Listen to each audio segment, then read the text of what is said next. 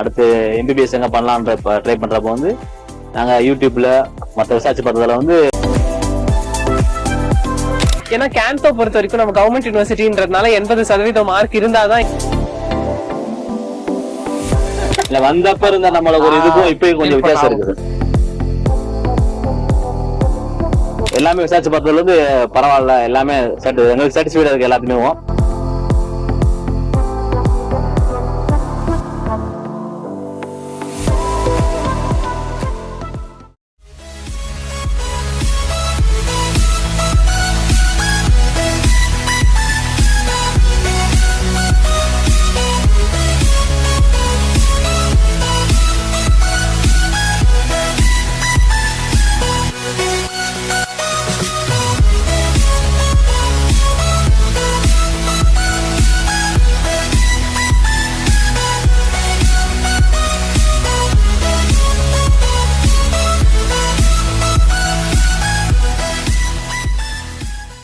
பழனி நீங்க தான் என்கிட்ட ஃபர்ஸ்ட் பேசிட்டே இருந்தீங்கல்ல, வீட்டுல பேசவே விடாம பழனியே வந்து எல்லா டவுட்டும் கேட்டு ஃபைனல் பண்ணிட்டாரு.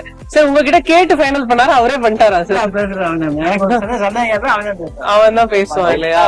ஏதாவது டவுட்னா என்ன பண்ணி கேட்பேன், நான் பேசுறேன் மேடம், எப்பனா பேசுறேன் எடுப்பாங்க பேசுவாங்க.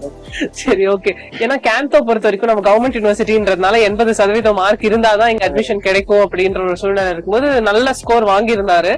அதனால உங்களுக்கு ஆல்ரெடி வந்து மதுரையில நீங்க வந்து திருமங்கலம் சார், நீங்க திருமங்கலம்ல என்ன பிசினஸ் பண்றீங்களா? என்ன சார் டிம்பர் ஷாப் வச்சிருக்கீங்க? நம்ம கடையை ஒட்டியும் நம்ம இங்க செகண்ட் இயர் படிக்கிறாங்க சுவேதான்ற பொண்ணு, அவங்க வந்தாங்க. அவங்க அங்கிள் அவங்க சரிச்சப்ப அவங்களுமே இப்ப நான் கொடுத்த ரிப்ளை பாருங்க, அவங்களும் பார்த்து எல்லாமே கொடுத்தாங்க. நம்மளுக்கு ஒரே இதா வந்தோம். அதுபோக வந்து நாங்க என்ன பண்ணாலும் பழனி வந்து கொஞ்சம் வில்லிங்க இருந்தாப்புல, இங்க வியட்நாம் வரணும் எல்லாமே வரணும் அதனால இருந்தாப்புல. எங்களுக்கு வந்து நாங்க லோக்கல்லே பாத்துருவோம் வச்சிருவோம், ட்ரை முடிஞ்ச அளவுக்கு ட்ரை பண்ணி பார்த்தோம். அவன் வந்து ஒரே வில்லிங்க எங்கேயே வந்துருவோம் வச்சிருவோம் அப்படின்னு லோக்கல்ல அவ்வளவு கட்ட வேண்டாம் அப்படின்ட்டு யோசிச்சீங்க. சரி ஓகே. நாங்களுமே ஓரளவுக்கு விசாரிச்சு வச்சு பார்த்து அதே கெட்டாக்ஸ் வந்தோம்ல மேடம், கெட்டாக்ஸ் வந்து விசாரிச்சு பார்த்து எல்லாமே எங்களுக்கு எல்லாம் ஓகே பண்ணிட்டு தான் ஹெட் ஆஃபீஸ் ஆபீஸ் வந்து என்ன பாத்தீங்க ஞாபகம்? அட்மிஷன் எல்லாம் பண்ணிட்டீங்க, பண்ணிட்டு வந்து பாத்தீங்க. ஆமா அதனால வந்தேன் மேடம். காலேஜுமே நல்ல பெரிய காலேஜ்.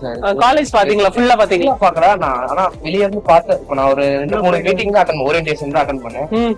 அதுலயே ஓரளவு காலேஜ் நல்லா சாட்டிஸ்ஃபைடா இருந்துச்சு. ஆள் பார்த்ததுல இருந்து அவங்க பேசுறது எல்லாமே நல்லாதான் இருந்துச்சு. நல்லாதான் இருக்கு. எல்லாமே ஏசி தான் ஃபுல்லா. நீங்க உங்களை பத்தி சொல்லுங்க சார். நாங்க மதுரையில இருந்து வரோம், மதுரை மாவட்ட திருமங்கலம் வரோம். அக்கா அங்கிள், அக்கா பையன் அவரு பிகேஎன் ஸ்கூல்ல படிச்சிருந்தாரு. அடுத்து எம்பிபிஎஸ் எங்க பண்ணலான்ற ட்ரை பண்றப்ப வந்து நாங்க யூடியூப்ல மற்ற ரிசர்ச் பார்த்ததுல வந்து ஐரா ஆர்கனைஸ் பண்றது கொஞ்சம் பெஸ்டா இருந்த மாதிரி இருந்துச்சு. அப்புறம் திவ்யா மேடத்தை கான்டாக்ட் பண்ணோம். அவங்க கான்டாக்ட் பண்ணி பேசிட்டு டவுட் எல்லாம் கிளியர் பண்றதுக்கு சென்னையே வந்தோம், ஆபீஸ்க்கு வந்தோம், கெட்டாக்ஸ் வந்தோம்.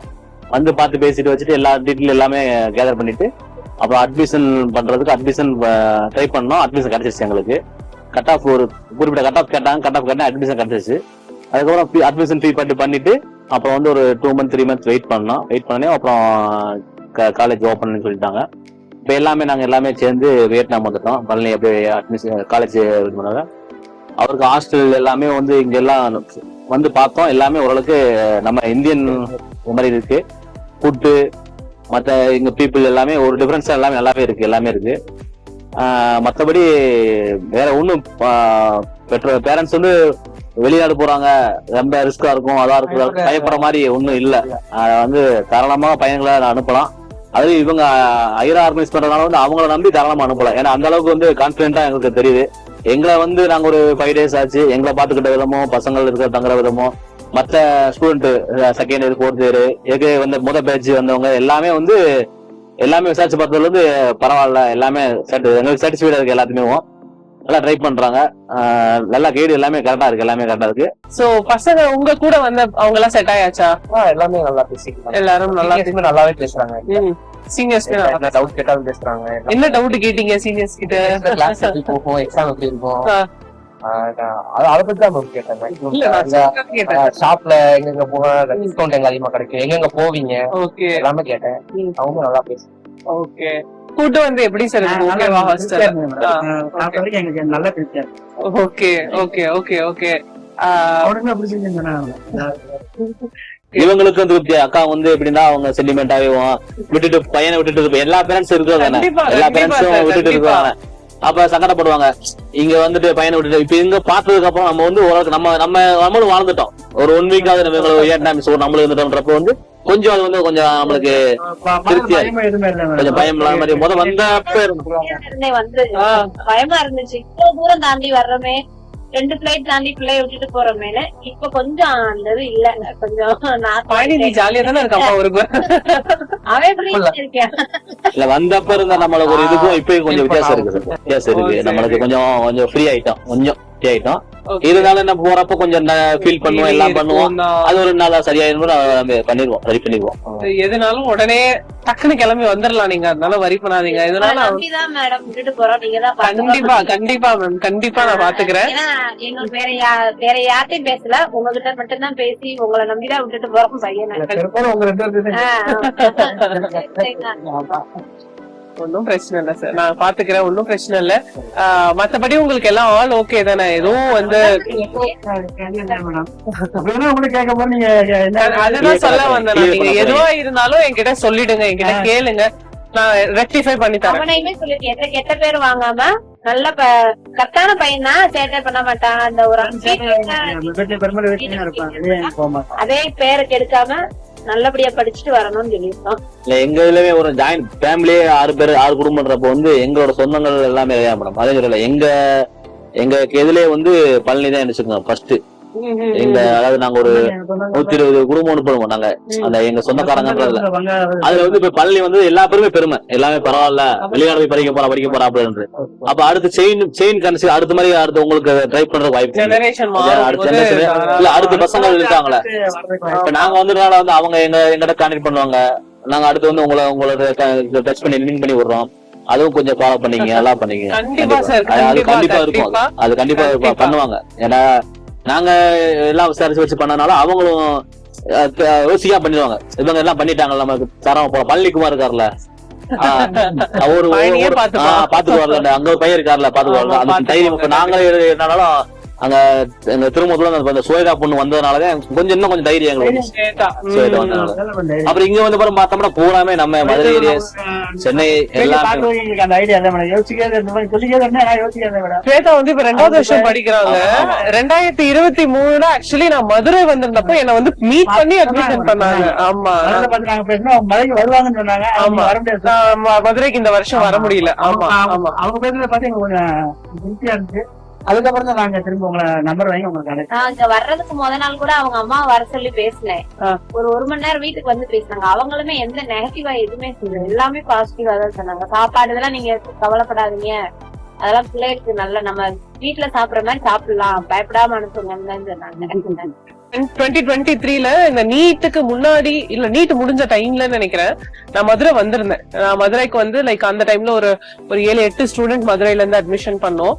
சோ அந்த டைம்ல வந்து பர்சனலி ஒருத்தரையும் மீட் பண்ணி பேசிதான் வந்து அவங்க எல்லா டவுட்ஸையும் கிளியர் பண்ணிட்டு. ஸ்வேதா ஆக்சுவலி ஜார்ஜியா பாத்துட்டு இருந்தாங்க, வியட்நாம் பாத்துட்டு இருந்தாங்க. இந்த மாதிரி ஒரு 2-3 கண்ட்ரி பார்த்து அப்புறமா வியட்நாம் வந்து ஃபைனல் பண்ணி வந்தாங்க. ஆல் ஓகே தான் மேம். இங்க எதுவும் பெருசா நீங்க பயப்படுற மாதிரியோ கஷ்டப்படுற மாதிரியோ கவலைப்படுற மாதிரியோ ஒன்னும் இருக்காது. செட் ஆயிக்கும். கொஞ்சம் டைம் மேபி கொஞ்சம் 1-2 டைம் எடுக்கும். ஏன்னா வீட்டுல இருக்க மாதிரியும் மதுரை மாதிரி இங்க வர கொஞ்சம் டிஃபரன்ஸ் இருக்கும். மதுரையிலயோ மெட்ராஸ்லயோ கோயம்புத்தூர்ல செய்யறதுனால இந்த ஒரு சில கஷ்டம் இருக்கதான் செய்யும். எல்லாமே கண்டிப்பா கண்டிப்பா கண்டிப்பா அவன் தான் அங்க வந்து இருக்கப்போ வந்து நம்ம லாங்குவேஜ் ஃபுட் எல்லாம் ஈஸியா கிடைக்கும். இங்க வந்து லாங்குவேஜ் அந்த ஃபுட்டுக்கு வந்து நீங்க இருக்கீங்க, லாங்குவேஜ் மட்டும் அது லாங்குவேஜ் பழகிடுவாங்க. ஒண்ணும் பிரச்சனை இல்ல, பெருசா அப்படி ஒண்ணும் டிஃபரன்ஸ் அதிகமா இல்ல, பெரிய டிஃபரன்ஸ். மத்தபடி நமக்கு வந்து ஃபுட்டுக்கு பெருசா கஷ்டப்படுற மாதிரியும் இருக்காது. சரிங்க, எல்லாமே நமக்கு கிடைக்கும். நம்ம சமைச்சு கொடுத்தோம், அப்படி ஒண்ணும் ரொம்ப வித்தியாசம் இல்ல. வித்தியாசம் எப்படி இருந்தாலும் நம்ம ஊர்ல இருந்து படிக்க போறது கிடையாது. காலேஜ் போய் தங்கி ஹாஸ்டல் தங்கி படிக்க வேண்டியிருக்கும். நம்ம ஊர்ல அட்மிஷன் போறோம், இந்தியாவில எங்க அட்மிஷன் போட்டாலும் அது இங்க வந்து போறது படிக்க போறாங்க. நீங்க சொன்ன மாதிரி ஒரு 2 hours அவ்வளவுதான். அதுக்கு மேல நம்ம மீட் பண்ற வைக்கிறது டிராவலிங் டைம் அவ்வளவுதான் வரும். அதை பத்தி நான் ஒன்னும் பிரச்சனை இல்ல. நைட் ஏன்னா நமக்கு டெய்லி நைட் பிளைட் இருக்கு. பசங்க எப்படி வருவாங்கன்னா நீங்க கல்கட்டால இருந்து மதுரை வந்துடலாம், இல்ல ஹைதராபாத் வந்து மதுரை வந்துடலாம். ஏன்னா பசங்க மதுரை சைட் பசங்க, அந்த சைடு கோயம்புத்தூர் திண்டுக்கல் சைட் பசங்க எப்படி ஊருக்கு வருவாங்கன்னா, இங்க இருந்து நீங்க வந்த பிளைட்ல வரமாட்டாங்க. இங்க இருந்து கொல்கட்டா டு சென்னை டு மதுரை வரமாட்டாங்க. இங்க இருந்து ஒரே பிளைட் ஹைதராபாத் டு மதுரை. இது உங்களுக்கு எப்படின்னா நைட்டு ஒரு 7 மணிக்கு கிளம்பா காலைல 5 மணிக்கெல்லாம் வீட்டுல இருப்போம். இண்டிகோ அப்படின்னா உங்களுக்கு நைட்டு வந்து இங்கே 10 மணிக்கு கிளம்பினா போதும். இங்கே 8 மணி 10 மணிக்கு கிளம்பினோம்னா காலைல 10 மணிக்கு வீட்டுல இருப்பான். சோ அந்த மாதிரி நம்ம டிராவல் வந்து கம்ஃபர்டபிளா எடுத்துக்கலாம். சோ அதனால நீங்க எதுவும் வரி பண்ணாதீங்க. நைட் டிராவலிங் ரொம்ப ஈஸியா இருக்கும், டக்குன்னு வந்துடும். பகல் டைம்ல தான் கொஞ்சம் உங்களுக்கு லேவர் ஜாஸ்தி வரும். அதனால ஒரு பிரச்சனையும் இல்ல, நீங்க ஒன்னும் பயப்படாம ஊருக்கு போயிட்டு வாங்க, நாங்க பாத்துக்கிறோம். Okay ma'am, thank you so much.